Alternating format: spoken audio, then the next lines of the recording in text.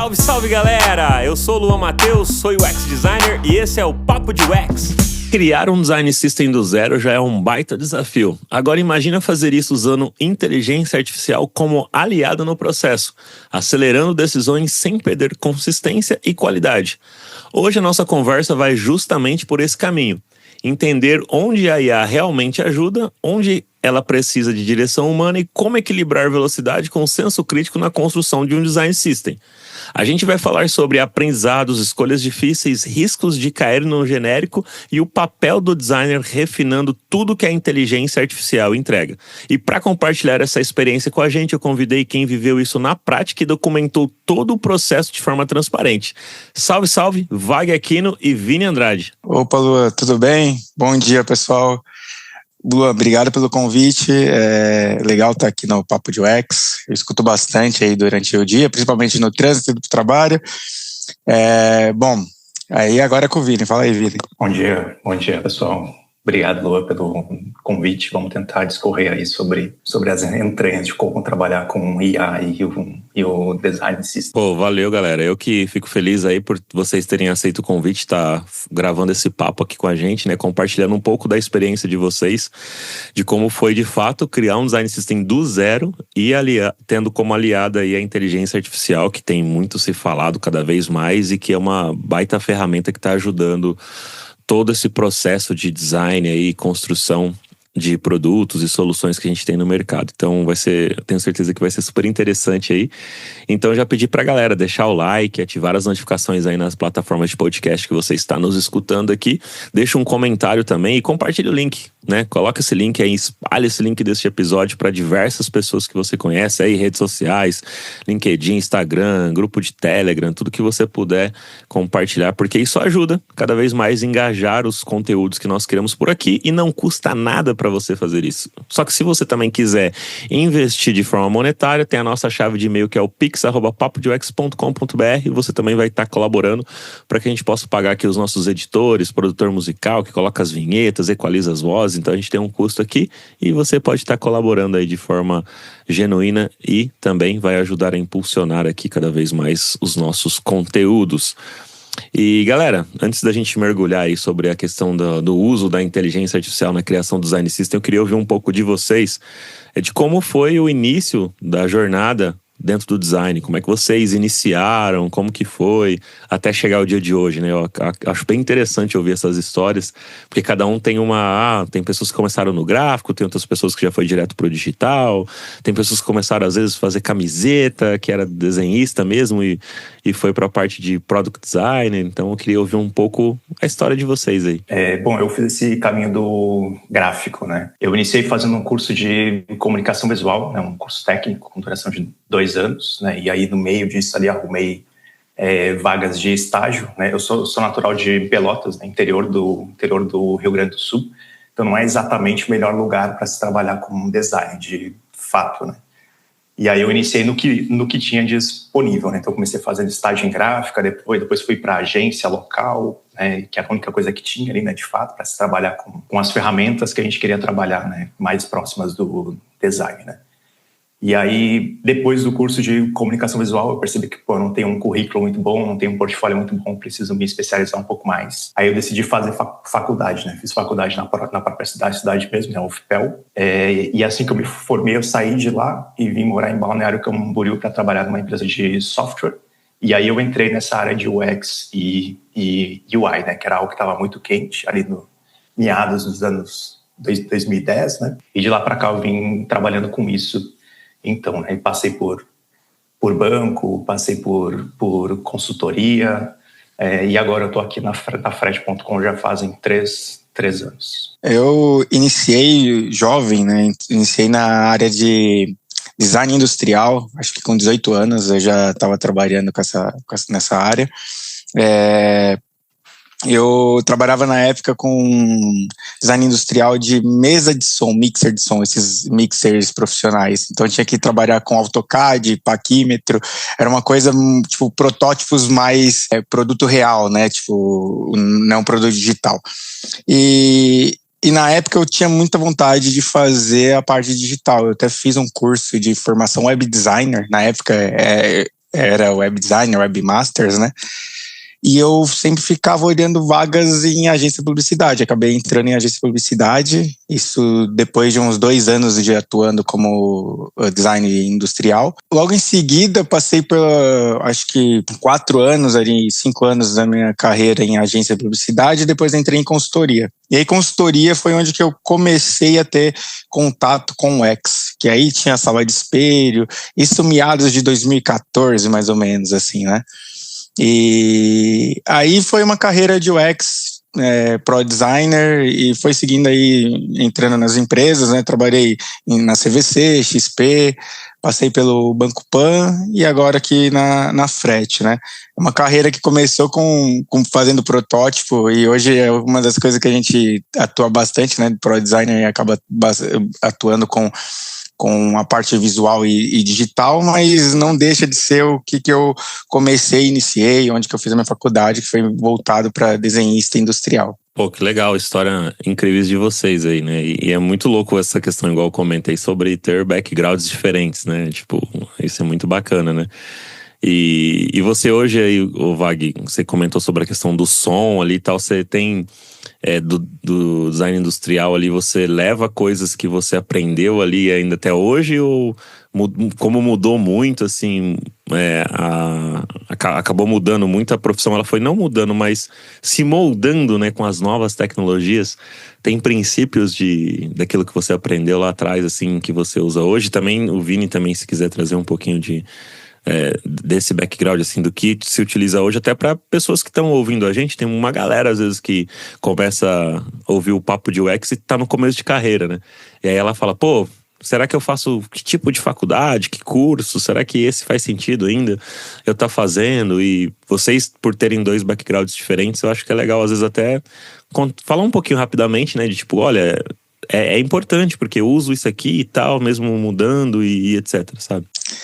Eu vejo que, como a parte de design industrial, acho que tem particularidades, né? Mas tem algumas coisas que são quase iguais, mas são um é produto digital e outro produto físico, né? Mas, por exemplo, o handoff. Existe um handoff de produto físico, né? Tipo, que é o que você vai fechar ali do AutoCAD e mandar para, por exemplo, a metalúrgica para ela bater ali o protótipo, seja o produto final. Isso são coisas que, esses detalhes que eu tinha que ter, tipo, minuciosos, que eram detalhes de milímetros, eu não podia errar, porque tinha um circuito por trás ali que, se errasse, acabava mandando aquele parte de metal errada e não encaixava, né? E isso, ser esse meio que pixel perfect na parte industrial, eu trouxe pro meu lado aqui digital. E onde que eu tento ser o mais detalhista possível na parte visual aqui e com tudo que eu vou trabalhando no Figma. Isso eu acho que foi um pouco que eu consegui trazer de lá, e acaba sendo o que eu utilizo por conta de realmente ter que seguir uma regra, né? Então lá eu criei esse olhar aqui, eu cultivei um pouco desse olhar um pouco mais crítico comigo mesmo para entregar o mais perfeito possível. Da minha parte, eu nunca vi, de fato, uma diferença entre o gráfico e o digital, assim, né? Até na faculdade tinha os dois cursos, né? E a única diferença é que o digital tinha algumas cadeiras específicas para a parte digital, né? Como acessibilidade, design de jogos, alguma coisa assim. Mas visualmente eu nunca encontrei nenhuma diferença. A única coisa que muda é a plataforma que tu está atuando, né? No gráfico, geralmente tu vai fazer coisas impressas, e no digital tu vai trabalhar com telas, né? Mas a parte de composição visual, os elementos continuam sendo os mesmos, né? Tu trabalha com tipografia, com cores, com imagem, né, e tu monta um layout, né? As regras de leitura, de navegação acabam influenciando, mas os elementos acabam sendo os mesmos, né? Então eu acabei nunca vendo essa diferença de fato, assim, e achava até estranho que o mercado fazia essa diferenciação, que eu acho que acabou forçando as faculdades a criarem um curso específico para isso, né? Quando, na verdade, eu acho que o que deveria ter acontecido era os cursos de design gráficos ampliarem o seu currículo, porque para mim acaba sendo a mesma coisa. Assim. Perfeito, Vini. Eu também tenho esse olhar, assim, e eu sinto um pouco de falta, às vezes, quando tem uma pessoa profissional dentro da área de design, parte de product design como um todo, assim, quando ela não passa pelo gráfico por conta de ter algumas informações ou conhecimento dos fundamentos de design, que, como você falou, né, muito se vem do gráfico ali. Então, se as faculdades, né, elas se estendesse mais ou desse uma remodelada nesses cursos relacionados com design, poderia ser só design, né? E aí, dentro do design, você aprende os fundamentos e depois segue. Você quer ir pro digital, quer ir pro gráfico, enfim, você pode ir para qualquer caminho que permita a utilização daquilo que foi aprendido como design. Então, isso que eu acho interessante, sabe? Então, é bacana olhar para esse ponto, assim, para que as pessoas entendam, né? Nossa, foca no fundamento que depois o restante, assim, você vai aprendendo com o dia a dia. E aí, eu agora queria ouvir um pouquinho de vocês aí. Como é que foi esse lance do processo de criar um design system do zero, que já é um desafio, né? E talvez, será que foi por esse desafio de ser complexo que vocês falaram, cara, vamos utilizar junto aqui a inteligência artificial? Como é que foi vocês perceberem que tinha ali o desafio de, cara, a gente precisa de um design system, né? Ou remodelar o design system, né? Que vocês já tinham. E como que a gente vai fazer isso do zero, sabe? E aí, como que foi o estalo de, vamos usar IA? Foi mais por causa do hype para testar? Ou porque vocês já tinham um conhecimento prévio ali de, cara, isso aqui vai ajudar de fato como ferramenta? Como que foi isso para vocês? Assim? Eu vou contar um pouco da história que a gente está vivendo aqui dentro da empresa. Eu não sei se pode cortar essa parte que eu estou falando aqui. Mas então, para explicar então sobre IA, vou contar um pouco da história da empresa, né? O que a nossa empresa faz também, né? A gente atua na empresa Frete.com, que é uma holding, né, que atua no setor logístico e tem como missão remover as ineficiências do transporte rodoviário de cargas, né? Sendo essa empresa uma holding, existem outras empresas, né, dentro desse guarda-chuva, né? E uma dessas empresas é a Fretebras, que é a empresa que a gente atua, que é a empresa que o nosso design system atende, né? A Fretebras é um marketplace e uma fintech também. E a função dela é conectar transportadoras a caminhoneiros, né? Então, as transportadoras têm uma interface onde elas publicam cargas, né? E tem uma série de outras funcionalidades para facilitar a parte de gestão do frete, né? E uma série de protocolos que esse negócio acaba exigindo também, né? E burocracias, enfim. Então, a nossa função é tentar facilitar isso para eles, né? Do lado dos caminhoneiros, eles buscam fretes, né, mais adequados ao veículo que eles possuem ou, né, de acordo com a localização que eles estejam, né, eles podem fazer busca por raio ou de acordo com o destino para qual eles têm algo já marcado, né. Só que a Fretebras é uma empresa que surgiu na cidade de Catalão, em Goiás, em 2008, e ela se tornou muito conhecida pelos caminhoneiros. No entanto, ela já não representa mais o nível de tecnologia, profissionalismo e sofisticação que a empresa alcançou nos últimos anos, né? Então, a experiência visual dela, né, dos produtos, acabava carregando o passado da empresa. E aí, nisso surgiu aí, né, a ideia da gente passar por um rebrand, né? Isso foi nos últimos anos, né?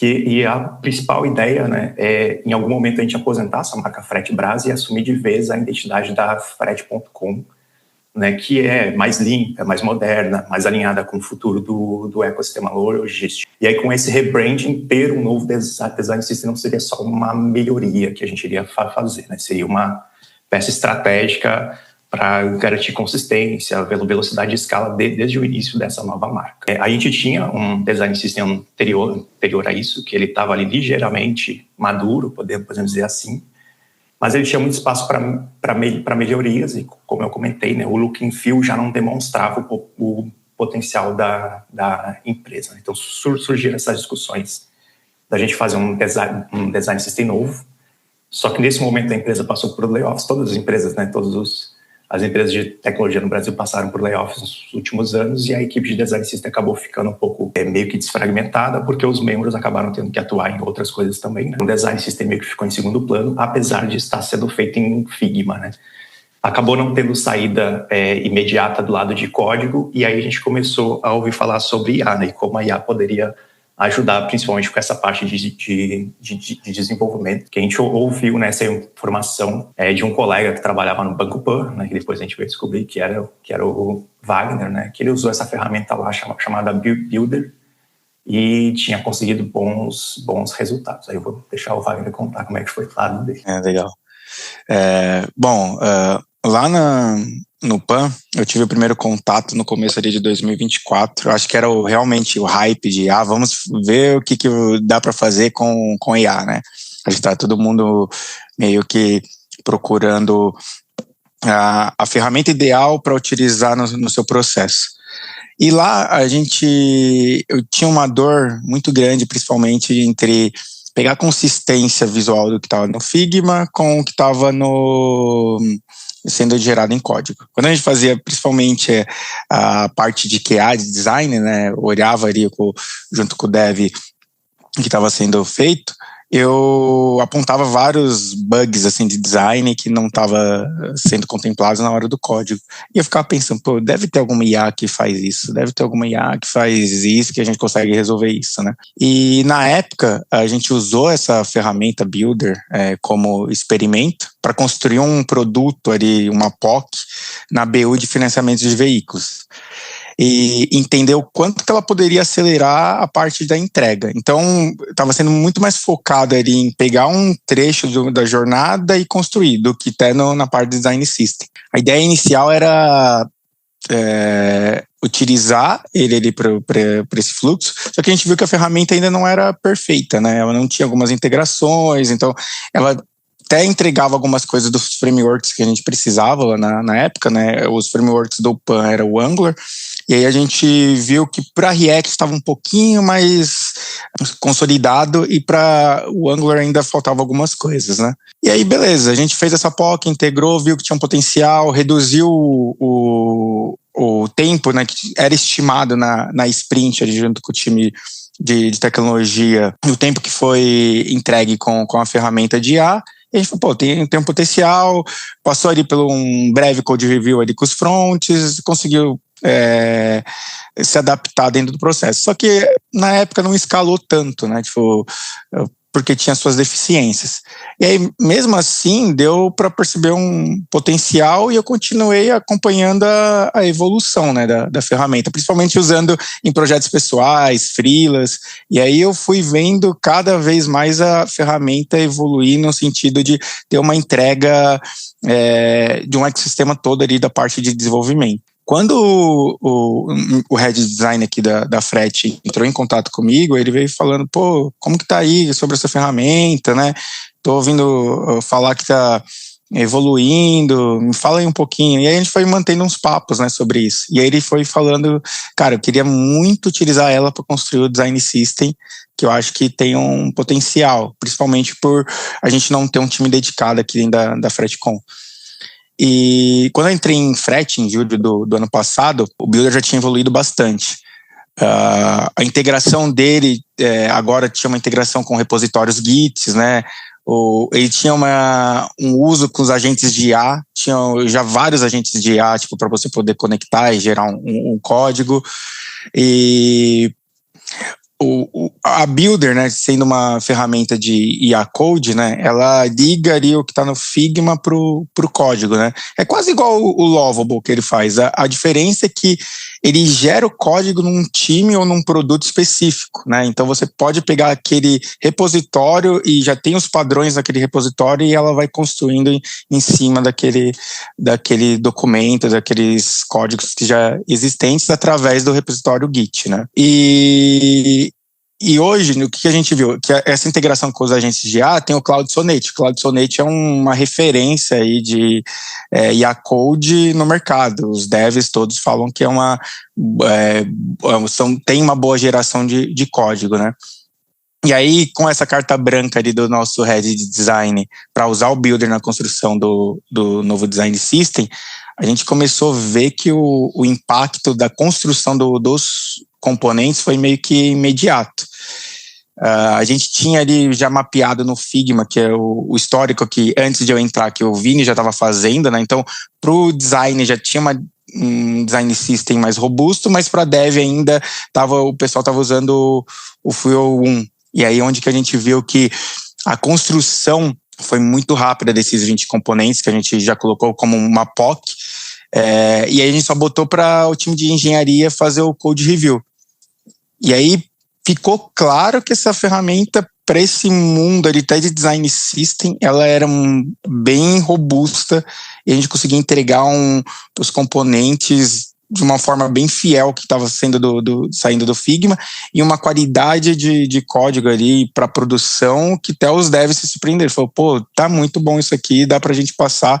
E o processo foi muito de vocês realizam a construção desses componentes e aí passa pela pipeline de desenvolvimento, que é o code review, todo o processo que já existe.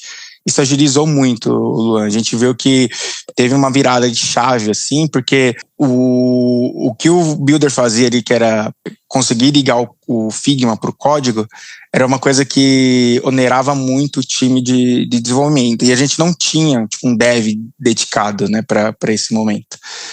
A gente conseguiu meio que passar o nosso handoff, principalmente do design system, para um nível além do que só entregar a parte do Figma para o dev desenvolver. E a gente hoje vê que o Builder tem a possibilidade de customizar e padronizar algumas regras, principalmente de prompts, né? E então a gente definiu junto com o time de desenvolvimento quais são os padrões de código, os antipadrões, os critérios de aceite, parte até de teste unitário que eu preciso colocar aqui nessas regras, né? Customizar aqui o Builder, porque é como se fosse eu ensinando o Builder a esses nossos padrões, para todo prompt que eu passar por ele, eu tenho que passar por esses padrões. Então ele não vai sair gerando código da maneira dele, né? Tipo, códigos às vezes até que não são consistentes com o que ele gerou anteriormente. E aí isso garantiu também a padronização, e no code review o time começa a olhar e fala, pô, eu posso passar um code review até um pouco mais rápido, não preciso ser tão detalhista, porque antes eles ficavam meio com receio se o código estava sendo bom. Agora eles olham coisas específicas e já tem um olhar que o código que está sendo gerado é um código que já posso colocar em produção. Então também ganhou tempo nessa etapa. Que legal, cara, porque assim, eu sou da época que usava Dreamweaver para fazer sites mais simples, e a gente sabe que ferramentas que geravam códigos como o Dreamweaver da Adobe, eu nem sei se hoje ainda existe ou se ela descontinuou, cara, gerava muita coisa porca, vai usar essa palavra aqui, assim, que tipo, era um código sujo ali que você tinha que limpar. Então eu usava o Dreamweaver mais para codar ali do que para ficar realmente construindo, arrastando divs e componentes na época, né? E o que você está trazendo é que você hoje com o Builder você consegue colocar um padrão de como você quer que o código saia. Mas mesmo assim, minha dúvida é, cara, mesmo colocando um padrão, a gente sabe que acaba gerando algumas coisas diferentes. Em que nível desse code review ali era necessário fazer uma limpeza, sabe? O esforço disso, sei lá, se você parar aqui, antes eles gastavam, sei lá, uma semana e agora gastam só um dia ali, né, de investimento para poder revisar esse código. Existe um ganho, assim, bem grande com relação a isso? É uma coisa menor, assim, até pra galera entender, cara, olha a dimensão que a gente chegou através da inteligência artificial hoje, sabe? Bom, Luan, então aqui, o que a gente, nessa parte que a gente vê de tempo, né, principalmente a parte de desenvolvimento, tem o seu ganho, né, a gente viu que 1/3 do desenvolvimento a gente ganhou, que foi em construção ali dos mesmos 20 componentes ali do Fuel 1, a gente fez ali em 2 semanas. A parte de code review, hoje a gente tem um dev que ele é dedicado para fazer esse code review. Eu vou dar o exemplo de um último componente que a gente entregou, um componente um pouquinho mais complexo, que é um de sidebar, e aí ele tem um nav item e tudo mais, né? Junto com o Vini, a gente já tinha feito ali a parte de Figma. E aí, quando passou para a parte do Builder, a gente fez ali, tipo, e refinou junto com um dev. O que tem que ter de props aqui? Qual que são os actions que tem que ter? O que eu ligo e desligo? Tipo, o que são as partes que o dev passa pra gente tipo, isso aqui tem que estar booleano, liga, pra gente ter um true ou false, que são coisas que, tipo, designers, eu acho que devem saber, mas não precisa ser específicos, né? Isso daí também ajuda, porque quando vai passar pelo code review, o Patrick, que é o nosso front, ele olhou e falou, cara, isso aqui tá super tranquilo, então foi praticamente o que ele construía, talvez, antes esse componente uma semana, a gente viu que em 2 dias ali, com o code review, já estava pronto. Então a gente já tinha um desenvolvimento, ele no outro dia estava olhando aquele código, e no outro dia já estava publicado em NPM e as squads já poderiam consumir aquele componente. Então, também o código que ele olha passa pela pipeline, né? Então a pipeline já faz algumas, já olha o que está correto, o que está incorreto, e também já retorna esse feedback, né? E por ter essa questão de customizar as regras lá do que está sendo do prompt, a gente colocou também, só critérios de aceite, se não passar pela pipeline por causa que está faltando algum código, algum action, você avisa a gente. Então ele já tem meio que essa forma de dar feedback para antecipar que possa ter algum erro na hora do code review. Cara, muito legal. Eu acredito que em breve, então, agora a gente vai ter um curso de design system de fato, tipo, entregável, porque o que a minha frustração era de alguns anos aí é que sempre que eu via cursos relacionados de design system, inclusive eu já fiz um que foi muito legal, mas era introdutório, era de introdução lá em 2017, por aí assim, de design system. E aí ficava muito na camada dos tokens, né? Muito numa camada ainda ali da parte de UI, né? E assim, eu nunca vi, pelo menos até agora, né? O dia dessa gravação, um curso de design system onde você saia com algo, assim, sabe? Tangível. E não precisa ser o design system completo, mas, cara, 2, 3 componentes ali codado mesmo para você ver o negócio fluindo e você puxando para um sistema e puxando para o outro, e o mesmo comportamento, sabe? Para que a pessoa entenda como isso funciona. Você trazendo isso já me deu a ideia que foi, cara, com isso talvez seja possível ali um curso de 3 meses você fazer um completo realmente do UI até o entregável, realmente ser um curso de design system do início ao fim, sabe? Isso aí. Eu acho que o Vini consegue falar melhor, mas foi 1/3, né, Vini, que a gente reduziu do que foi construído, né? Eu acredito muito que sim, até porque eu tenho esse background de ter atuado no design system anterior, né? Então eu lembro que era comum a gente levar ali pelo menos 5 dias úteis entre desenhar o componente e fazer o design validation do outro lado, né? Ele foi desenvolvido, tá no storybook lá para teste, né? Isso levava mais ou menos 5 dias. Hoje eu acho que em 2 dias a gente consegue fazer isso, né? A parte do desenvolvimento é absurdamente mais rápida, então o code review acaba sendo mais rápido também, porque a ferramenta já tem o seu padrão estabelecido, né, de code, como fazer esse código. E da parte de design validation acaba sendo a mesma coisa, porque tá indo tudo para o mesmo lugar, que é o nosso storybook. Então, dessa forma, assim, a gente já está até meio que azeitando esse processo, né? E acho que a tendência é ficar cada vez melhor, e a gente talvez conseguir até aumentar esse tempo aí, né? Do Figma até a produção, né? Isso aí. Uma coisa que a gente viu também, Lu, que é legal meio que pontuar, no Figma tem que estar bem organizado. Então, eu tinha um trabalho aqui do lado do Vini, que o Figma estava já sensacional, já estava praticamente todo documentado, ele já tinha todos os specs definidos. E o Builder, ele nasce a partir de um Figma. E ele tem que estar bem estruturado na parte de espaçamento, questão visual, qual que são os tokens.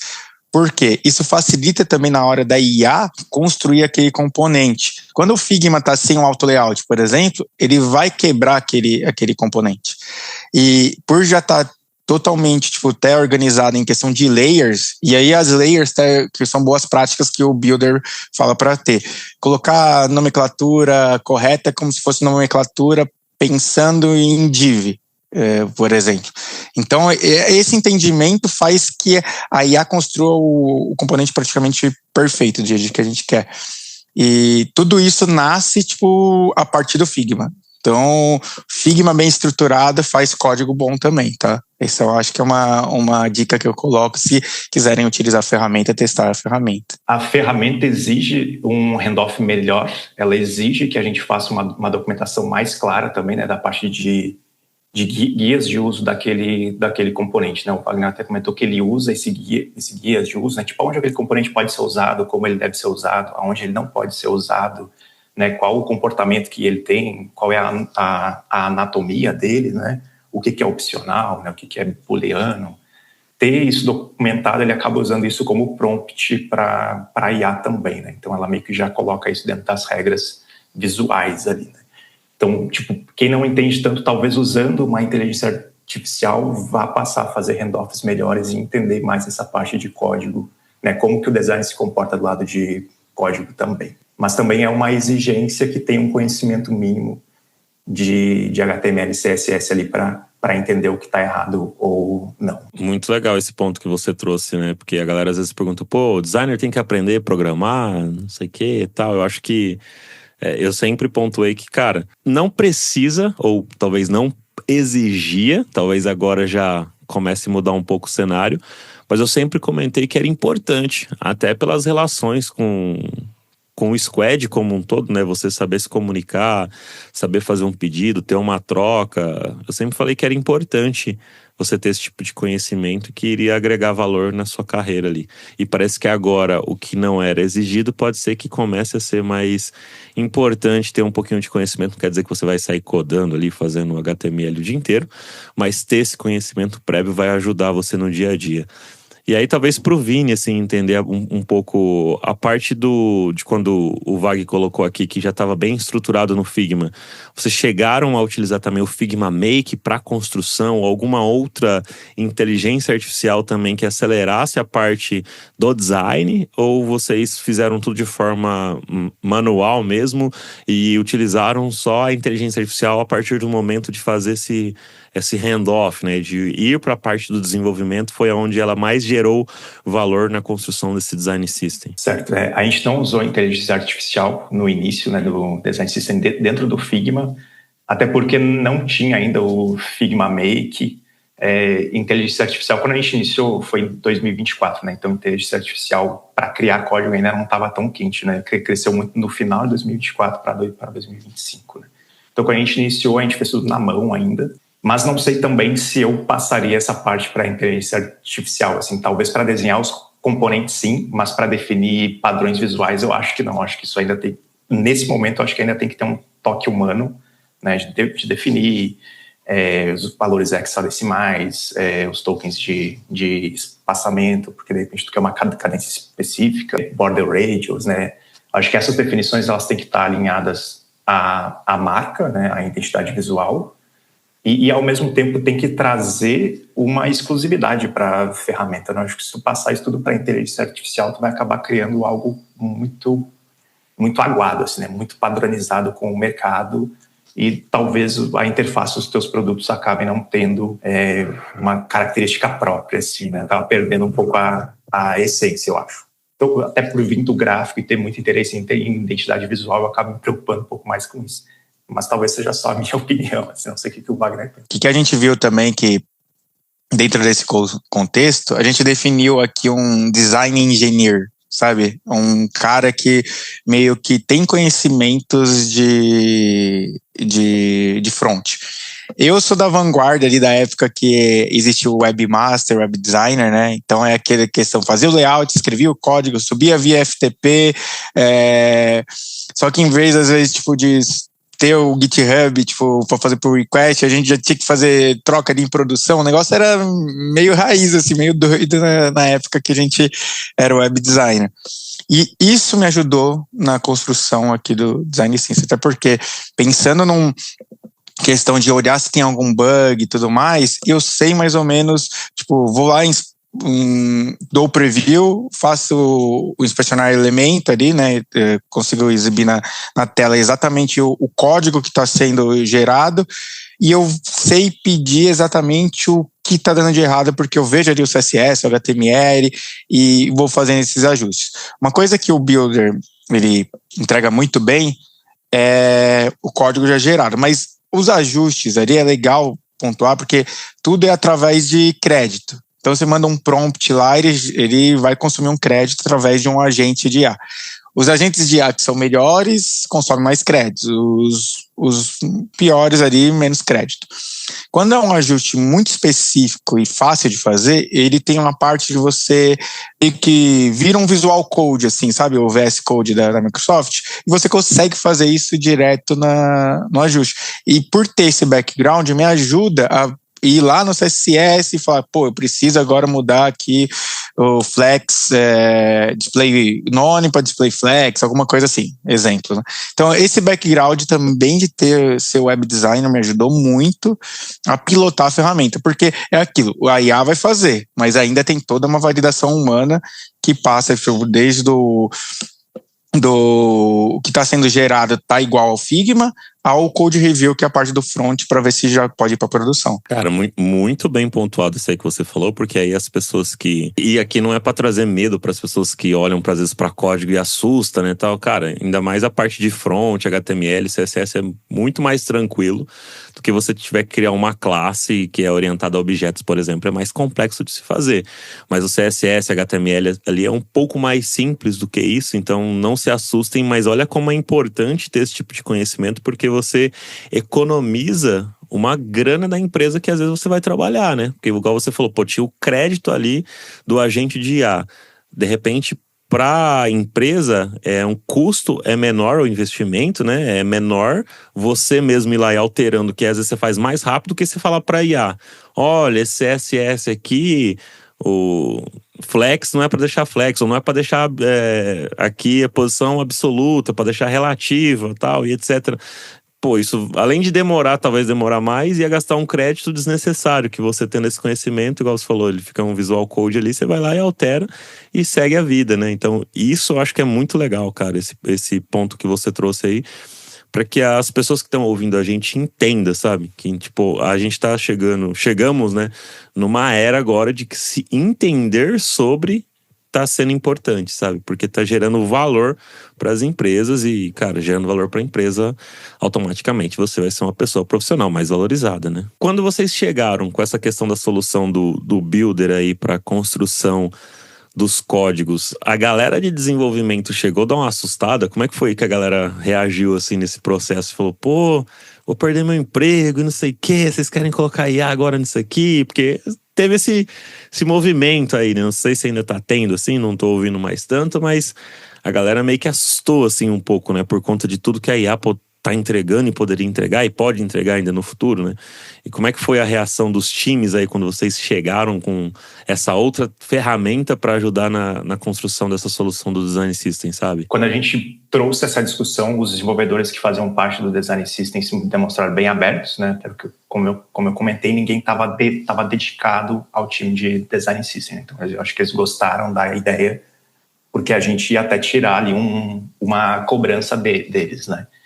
Mas eu acho que depois, ali na parte de implementação mesmo, quando o Wagner chegou, acho que acabou tendo algumas diferenças com outras pessoas, não? Na verdade, eu acho que isso daí eu tenho a questão... Até quando eu vim da empresa anterior, lá do Banco Pan, teve algumas dificuldades, sim, mas é aquilo, você tem que mostrar pro time qual que é o valor, né? Que qualquer ferramenta tenha e por que de contratar ela ou implementar dentro do processo que você já tem na empresa.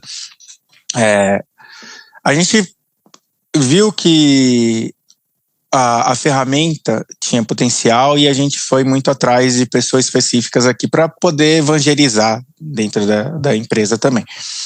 E aí, nisso daí, gerando esse valor através dessas pessoas, a gente viu que o time de desenvolvimento vai comprando a ideia. Um exemplo que eu vou dar aqui, que a gente tem ali de até próximos passos, eu acho que o Vini vai explicar um pouquinho melhor sobre esses próximos passos, é de implementar essa ferramenta não só no Design System, mas também durante o dia a dia ali nas squads. E a gente, com o Design System, mostrou que é um case, e foi realmente um case de sucesso que a gente implementou. Nisso despertou outros interesses. E aí, por exemplo, landing pages que a gente precisa criar aqui, coisas que são mais institucional, marketing, já estão passando por esse processo. E o time de desenvolvimento vai olhando assim, vai falar, pô, que legal. Recentemente, tá um dos fronts aqui, falou, pô, cara, gerou muito rápido, velho. Como que eu faço para usar a ferramenta? E aí você vai também dando meio que pílulas ali pro time. Isso aqui usa o Cloud Sonnet, você já usa o Cloud Sonnet. Você vê que em processo um dev tá usando o MCP do Figma. Ele já tá tentando implementar para agilizar e otimizar o dia a dia dele. No começo tem uma resistência de tipo, puta, ferramenta nova, vindo de design ainda, tipo, de time de design que tá trazendo essa inovação, sente aquela questão de, pô, tá implementando uma coisa aqui no meu jeito de trabalhar, aí vem até aquele papo de tipo, se fosse eu chegando em vocês aqui, designers, e usa essa ferramenta aqui, então tem aquele negócio que a gente precisa comer pelas beiradas e tentando implementar aos poucos. Mas a gente está vendo que o time de tech está querendo implementar mais. Tipo, um dos heads aqui de tecnologia até falou, como que eu faço para fazer uma POC dentro de um produto aqui? Como que eu faço para escalar? E a gente até contratou essa ferramenta pensando, tipo, licenças, né, tem assentos para os devs, porque a gente tem uma noção que ela ajuda a parte de code, de design para code. Um dev, talvez um front, vai pilotar essa ferramenta até melhor do que provavelmente os designers possam pilotar, porque tem um background maior, principalmente na parte de construção de produto, porque essa ferramenta ela permite essa construção de produto. E isso é que a gente está tentando aos poucos evangelizar aqui, mostrando o valor que a ferramenta tem. E aos poucos a gente está conseguindo, tá? Eu acho que está caindo um pouco essa barreira, o time está olhando. Tinha um estilo de processo, por exemplo, definido de tech, que eles já estão revendo para poder implementar, porque a forma que a ferramenta entra no processo, ela muda a pipeline do time de desenvolvimento. E alguns lugares que ela estão entrando, principalmente, por exemplo, no Design System, o pessoal reviu o fluxo da pipeline para realmente encaixar bonitinho, para poder fazer o build e poder fazer o deploy. E isso, eu acho que os próprios fronts aqui, eles têm um chapter e eles estão levando essas questões para ver o quanto que a ferramenta pode ser utilizada por todos. Cara, muito legal. E é isso aí que você falou é real, né? Imagina ao contrário, né? Se o time de desenvolvimento chega, não, agora vocês não vão usar a Figma, não. Vocês vão usar essa ferramenta Z aqui, fala. Com certeza tem que ser feito, não é o pé na porta, né? É chegar, trocar ideia, discutir, ver o que as pessoas estão achando também, né? Pegar uma crítica ali também com relação àquilo. Cara, muito bacana. E se vocês pudessem pontuar, assim, o principal aprendizado que vocês tiveram com toda essa construção do Design System, utilizando a inteligência artificial aí, o Builder, quais foram, assim, o principal ou os principais aprendizados que vocês tiveram, assim, com tudo isso? Fora todas as coisas que vocês já pontuaram aqui, que também que são muito legais, assim. Acho que o erro básico ali, né, de Design System é tentar prever tudo desde o começo, né? Eu acho que é interessante a gente ter um Design System inicial e colocar ele para rodar o mais rápido possível e entender como evoluir ele já em público, né? Ele sendo utilizado pelos designers e pelos desenvolvedores, né? A gente já tinha um corpo de Design System, de componentes, quando a gente foi para desenvolvimento, né? Então foi mais de uma necessidade de ter aquilo desenvolvido. Acho que de aprendizado também entra essa questão do fazer handoffs melhores e documentações melhores, né, da parte do componente mesmo em Figma, né, porque a IA, quanto mais bem documentado tiver, mais 100% vai ficar com aquilo que a gente espera, com aquilo que a gente projetou em Figma, né? A gente tem, acho que a base também estrutural de parte de código, né? Ter qual que vai ser o framework utilizado, um pouco do conhecimento. Eu acho que você não precisa ser, ainda mais a gente que é designer, não precisa ser especialista, por exemplo, em React, mas saber como que é uma estrutura. Isso eu acho que é interessante, porque a composição que vai criar o componente, ele cria ali os arquivos .tsx, SSS, né, tipo, E essa estrutura eu acho que é legal, pelo menos, você entender. A parte também bem definida de tokens, isso o Vini fez excelente. Então a gente já tinha feito os primitive tokens, semantic tokens, e o nosso design system foi construído para ser multi-brand, né? Como a gente falou, né, no início ela era uma hold. Então ela é preparada para ser implementada em qualquer uma das marcas que a gente tem aqui dentro da empresa. E então como o Vini comentou, essa documentação bem estruturada, desde os design tokens até o componente, eu acho que foi o principal aprendizado que a gente teve, que agora a gente está vendo que precisa promover mais ainda, né? Tipo, principalmente se a gente for levar isso para outros níveis, que a gente já quer levar para um nível aqui, por exemplo, de composição, não ficar só na questão do componente, né? Se a gente vai pensar lá na parte de Atomic Design, a gente está pensando já na última instância do Atomic Design, né? Tipo, a composição já tem até integração, talvez, com APIs, que a ferramenta também permite. Mas tudo isso precisa de uma base bem consolidada, que é a estrutura do Figma. Cara, muito legal. E para quem tá ouvindo a gente, quer começar a fazer uma parada dessa, por onde vocês indicam assim que a pessoa tem que começar a estruturar de fato o Figma, como o Vini fez, ter esse entendimento sobre design system, criar os tokens, deixar bem documentado ali, semanticamente, as camadas ali com nomenclatura correta, não layer 1, 2 e 3, né? Como eu fiz muito isso no Photoshop, né? Photoshop para fazer layout, nossa, a gente não ficava renomeando camadas do Photoshop, cara, tacava o pau, né? Mas hoje a gente tem um outro contexto que é necessário fazer isso, principalmente para essa construção aí, essa parte da documentação. Por onde que a pessoa pode começar aí? Uma pessoa designer que quer começar e já explorar um pouco mais aí essa construção junto com a IA aí de forma bem efetiva, assim. Eu vou falar um pouquinho mais, acho que da minha experiência. Eu fui curioso, né? Então, o que eu fui? Eu fui ver como que funciona. E meio que fiz a minha POC, até usando projeto pessoal para ver o quanto que eu poderia ter de conhecimento da ferramenta. A ferramenta, tipo, evolui constantemente, a gente tem o update da ferramenta, é até difícil acompanhar essas evoluções. Mas eu acho que eu começaria meio que desbravando um pouco da ferramenta, até porque voltar a fazer a documentação, acho que já é um nível que você já quer elevar para uma construção de fato. Mas primeiro, sei lá, dependendo da ferramenta que você utilizar, acho que iria mais para... Deixa eu ver o que ela atende e não atende, né? Acho que isso é o ponto-chave. Eu acho que isso que o Wagner falou faz toda a diferença, né? O querer aprender, né? Ser curioso, né? E não só ir atrás por uma questão de mercado, assim, ter um desejo natural de aprender mais, realmente.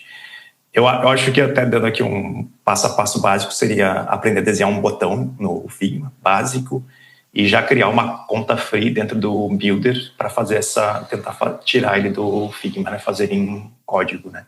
O Builder tem, né, também assim como o Figma tem a opção, né, de conta free com alguns créditos diários ali, então já dá para ir testando o básico e vendo como funciona, né.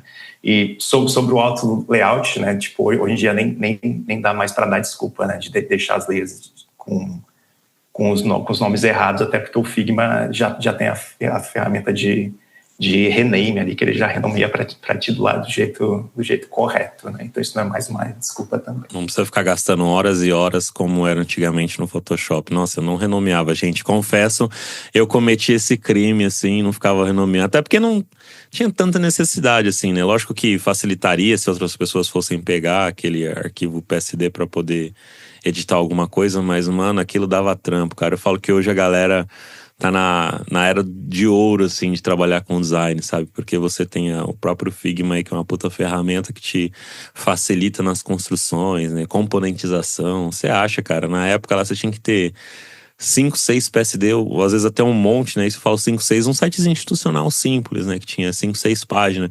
Se você mudasse o topo em uma página, você tinha que às vezes sair replicando para as demais páginas ali, era uma dor de cabeça violenta, sabe? Agora você componentiza, você muda de um lugar, ele replica para todo o resto, sabe? Falo, cara, é fantástico, né? Isso é legal. E aí uma coisa que tá complementando com isso, o próprio Builder que ele faz, tá? É legal isso daí. deixar pontuada, que a gente pegou o Design System e a gente registrou esse Design System dentro do Builder. Então, todo produto que constrói a partir do Builder, ele já reutiliza os componentes do Design System automaticamente, porque ele fez esse registro. Então, ele não vai sair gerando código, até gastando crédito, sem olhar lá, não, deixa eu ver na lib aqui, e eu vou importar esse botão, por exemplo. Então, ele já faz essa construção utilizando o seu Design System também. Isso é uma coisa que chega a um outro nível de, tipo, você falou, do header. Não, o header agora, tipo, ele pega, na hora do código, ele já vai pegar aquele header que tá na nossa lib, entendeu? Isso vindo do Figma. Cara, que animal, né? Eu acho isso incrível, mano, muito bom. E galera, obrigado aí pelo papo, foi muito bacana aí ouvir um pouco da história de vocês, de como foi essa construção aí do Design System utilizando inteligência artificial. Eu queria aqui agora deixar o espaço para vocês divulgarem as redes sociais de vocês. Tem o artigo também que você me mandou aí, Wagner. Eu vou deixar aqui no link da descrição do episódio também pra galera. Mas deixa aí as redes sociais de vocês para quem quiser puxar aí um cafezinho, pode ser presencial, virtual. Quiser ouvir um pouco mais, às vezes algum tópico que a gente não passou aqui, né, por conta do tempo mesmo, de alguma coisa que a pessoa falou, pô, queria entender um pouquinho mais isso aqui e tal, vocês comentaram isso, mas queria saber esse outro ponto, esse outro lado aqui. Quiser trocar essa ideia com vocês, onde as pessoas podem procurar vocês aí para trocar esse papo? Bom, lá no LinkedIn aqui no web, até web porque era de web design, então ficou. Olha o nosso portal, acho que é legal, o Fuel portal, a gente está em constante evolução, lá tem o storybook, dá para vocês olharem também o que a gente está subindo. E daqui para frente também vai entrar a parte de mobile, então que a gente vai fazer a construção tudo em Kotlin, vai estar lá. Então, updates vão estar no nosso portal, dá para acompanhar. Boa. Do meu lado aqui, o meu LinkedIn é Andrade Vinícius, né? De Vinícius Andrade ao contrário. Estou disponível para conversas sobre Design System, design e afins. E é isso, queria te agradecer, Elô, pelo convite. Valeu. É isso, galera. Eu que agradeço demais aí a participação de vocês e agradecer também todas as pessoas que estão nos ouvindo e acompanham aqui o Papo de UX. Então, deixa aí o seu like, ativa as notificações, pega o link desse episódio, compartilhe pelas redes sociais. Se for pelo LinkedIn, marca lá, Luan Matheus, marca também o Wagner, marca o Vinícius também, pra gente entender e ler a sua opinião sobre o que você achou deste episódio, né? Se foi legal, se trouxe algum valor para você. É legal a gente estender, inclusive, o papo pelas redes, né? Não ficar só aqui na plataforma de podcast que você está me ouvindo. Se você também quiser ajudar de forma monetária, tem a nossa chave de e-mail que é o pix@papodeux.com.br. Lá no nosso canal do YouTube também tem os drops de A, que eu tenho feito com o meu amigo Thiago Vespo. Você pode acompanhar lá semanalmente no nosso canal do YouTube Papo de UX. E um outro canal de podcast que eu tenho com o meu amigo David Art, que é o Semiose Podcast, que tem bastante cortes lá de conteúdos incríveis que a gente faz por lá também. É isso aí, valeu e até o próximo episódio.